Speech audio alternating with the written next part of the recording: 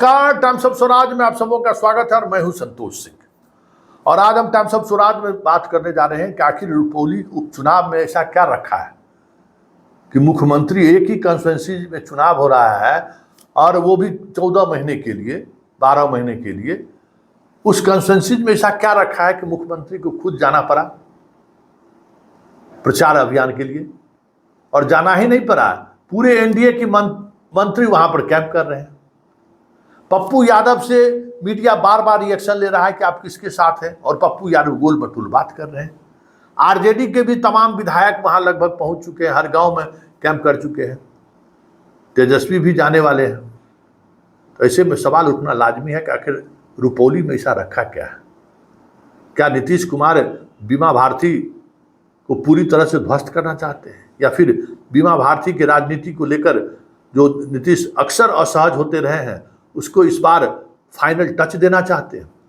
क्योंकि लेसी सिंह से प्रतिद्वंद्विता के कारण या प्रतियोगिता के कारण नीतीश कुमार कई बार असहज हुए हैं, क्योंकि लेसी सिंह मंत्री बनती थी तो बीमा भारती उसको लेकर बयानबाजी शुरू कर देती थी। तो ये सारी चीज़ें रही हैं। तो क्या नीतीश इस बार फाइनल टच देने, फिनिश करने के उद्देश्य से तो नहीं बात अपना रखने पहुंच गए रुपौली? ये भी एक कारण हो सकता है। लेकिन इन सब से इतर जो सबसे महत्वपूर्ण कारण है वो ये है कि रुपौली जो नीतीश का जो सामाजिक समीकरण है, या यूँ कहीं जो सोशल इंजीनियरिंग नीतीश का रहा है, वो रुपौली जैसे विधानसभा क्षेत्र में ही रहा है, जहाँ अति पिछड़ों का वोट रहा है। अति पिछड़ों के सहारे कि अन्य जातियों को जोड़कर राजनीति साधने का हुनर रहा है। इसलिए नीतीश का वो हुनर दांव पर है। क्योंकि जिस तरीके से पर्दे के पीछे ही सही पप्पू यादव के बीमा भारती के साथ आ जाने के बाद पलड़ा तो जरूर भारी हो गया। क्योंकि यादव और मुसलमान भले तेजस्वी के उन ख्यालों से सहमत नहीं हो, पप्पू यादव के मामले में तो पूरी तौर पर तेजस्वी के विल के खिलाफ लोगों ने वहाँ वोट किया। आपने देखा है उनके तमाम उस कह सकते कि आह्वान को भी नज़रअंदाज कर दिया जिसमें उन्होंने संतोष कुशवाहा को वोट देने को कहा था। इसलिए तेजस्वी सीधे तौर पर MY समीकरण को वहाँ साधने जाएंगे तो फिर मुश्किलें बढ़ेंगी। लेकिन एक टारगेट वोटर वो है, और पप्पू यादव के इस तरीके की बातचीत करने से थोड़ी स्थिति बेहतर जरूर बीमा भारती को हुआ है। लेकिन बड़ा सवाल ये है कि आखिर शंकर सिंह को लेकर तो पप्पू यादव बयानबाजी नहीं कर रहे हैं कि अपराधी सबका मनोबल नहीं बढ़ना चाहिए, अपराधियों का जमावड़ा आ गया है। तो शंकर सिंह फैक्टर क्या है, जरा इसको भी समझ लीजिए। देखिए, शंकर सिंह जितना वोट काटेगा वो जदयू का वोट कटेगा। इसलिए शंकर सिंह को टारगेट लेकर पप्पू यादव सीधे तौर पर, ये आपको लग रहा होगा कि बीमा भारती को मदद कर रही है, लेकिन शंकर सिंह को टारगेट करके वो संदेश देने की कोशिश कर रहे हैं कि आप बिखरिए मत, मतलब सवर्ण लोग बिखरिए मत, मतलब नीतीश को परोक्ष रूप से मदद कर रहे हैं, ऐसी भी चर्चा है। लेकिन इन तमाम चर्चा के इतर एक जो महत्वपूर्ण बात है जिस पर चर्चा होनी शुरू हो गई है कि जो सामाजिक समीकरण वहाँ पे है, जैसे जो वोट बीमा भारती जिस जाति से, मंडल का उपजाति है गंगोता, उससे वो रिप्रेजेंट करती है। गंगोता एक अलग तरीके की जाति है, मंडल हालांकि ये अपने आप को कुर्मी की उपजाति कहती है। नीतीश कुमार उसके नेता हुआ करते हैं। लेकिन जिस तरीके से उनके बेटे और पति पर लगातार पुलिस दबिश बनाया है, ये नीतीश कुमार की राजनीति का कभी यूएसपी नहीं रहा है। इसको लेकर लोगों में आक्रोश है और बीमा भारती को लेकर एक सहानुभूति की लहर चलनी शुरू हो गई है, जो नीतीश को नुकसान पहुंचा सकता है। इस बात की खबर नीतीश तक हो चाहे नहीं हो, लेकिन ये जो खेल हो रहा है ना संतोष कुशवाहा के इशारे पर, इस खेल की वजह से नीतीश कुमार को वहाँ जो सोशल इंजीनियरिंग है उस इंजीनियरिंग में टूट हो सकती है, और उसका नुकसान आने वाले समय में उठाना पड़ सकता है। क्योंकि वो उस बेल्ट में कुशवाहा फ्रंट फुट पर आकर राजनीति नहीं कर सकता है। ये अलग बात है कि वो सांसद बने और उसके बाद एक अलग तरीके का उन्होंने वहाँ पे सिंडिकेट खड़ा कर दिया, जो सिंडिकेट के सहारे हर योजनाओं पर उसकी नज़र रही। वो सिंडिकेट हालांकि हारने के बाद भी वो सिंडिकेट अभी समकक्ष में है। पप्पू यादव के लिए वो भी एक चुनौती है, उस सिंडिकेट को हम कैसे तोड़ें।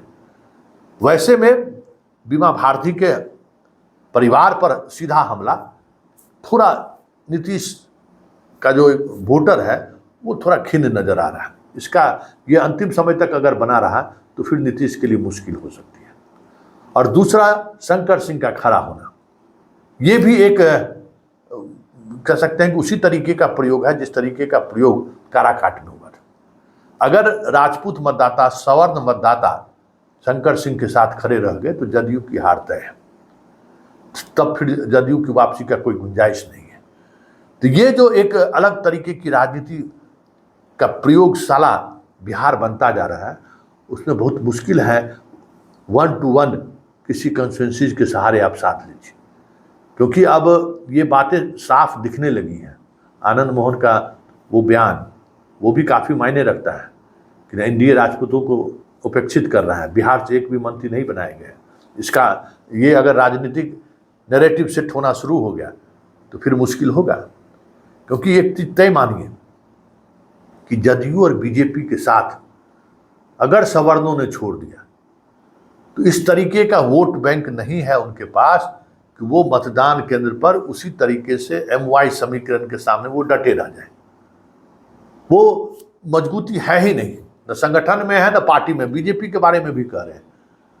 और ऐसे में जिस तरीके की राजनीति बीजेपी कर रही है, लोकसभा में नुकसान की एक बड़ी वजह यह भी है, सुशील सिंह हारे हो या राजकुमार सिंह RK सिंह हारे हो, दोनों जगह जो कोर वोटर रहा सवर्णों का वो उदासीन रहे, वोट गिराने बूथ पर नहीं गए, ये हार की वजह बनी। और उस हार को स्वीकार करते हुए उपेंद्र कुशवाहा को हराने के लिए सारे सवर्ण एक मंच पर इसलिए आ गए कि एक संदेश भी बिहार की राजनीति में दे दे कि आप अगर हमें छोड़ रहे हैं तो अगर हम छोड़ दिए तो फिर आप कहीं के नहीं रहेंगे। ये जो सियासत है ना, इसी सियासत को नीतीश पूरी तरह से भाप रहे हैं। और ऐसे में वो जो उनका कोर इलाका है, मतलब सहरसा, सुपौल, कटिहार, किशनगंज, अररिया, झंझारपुर, आपको पूर्णिया का जो कोर इलाका है जहां अति पिछड़ा वोट का बड़ा डेंस इलाका है, उस इलाके में अगर सवर्ण का साथ छूटना शुरू हो गया तो नीतीश और एनडीए दोनों के लिए परेशानी खड़ी हो सकती है। ऐसे में रुपौली उपचुनाव का महत्व काफ़ी बढ़ गया है। और अब देखना ये होगा कि जो जिस तरीके की राजनीति चलती आ रही है बिहार में, उस राजनीति में क्या सवर्ण पूरी तौर पर बीमा भारती के खिलाफ या शंकर सिंह के खिलाफ खड़ा होकर जदयू के प्रत्याशी को वोट करता है क्या? सब कुछ उसी पर निर्भर करेगा। और ये संकेत है, जिस तरीके से आपको कुढ़नी के उपचुनाव में संकेत था गुप्ता का जीत, ठीक उसी तरीके का संकेत आपको रुपौली से भी मिलने वाला है।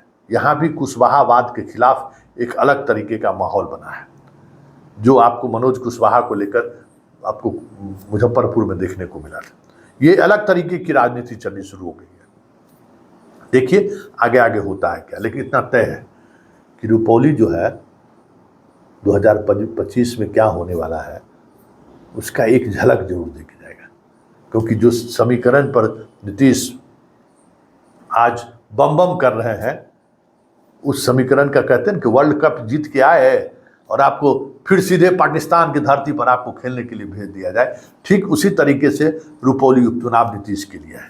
आप लोकसभा में बहुत बेहतर परफॉर्मेंस किए हैं, लेकिन ठीक उसी तरीके की अग्नि परीक्षा आपके रुपौली के उपचुनाव में भी होगा, क्योंकि अगर हार मिली तो फिर बहुत मुश्किल होगा।